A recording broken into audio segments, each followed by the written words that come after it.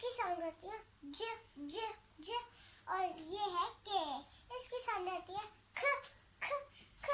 और ये है एल, इसकी साउंड होती है ल। ये है एन, इसकी साउंड होती है और ये है एन, इसकी साउंड होती है और ये है ओ, इसकी साउंड होती है ओ ओ ओ ओ।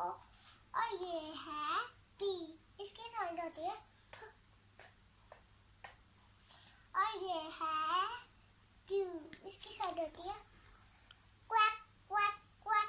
और ये है आर, इसकी साउंड होती है र। और ये है एस, इसकी साउंड होती है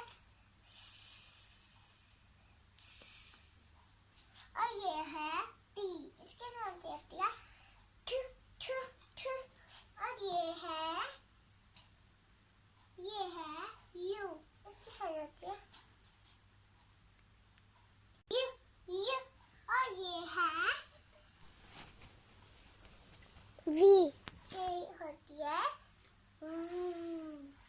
और ये है डब्ल्यू, इसकी आवाज होती है व व व।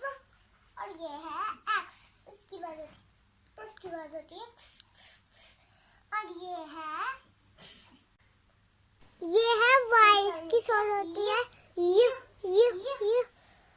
और ये है जेड, उसकी साउंड होती है ज़।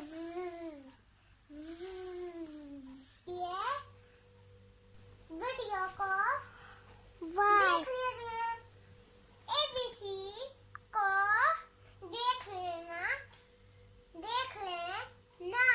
क्योंकि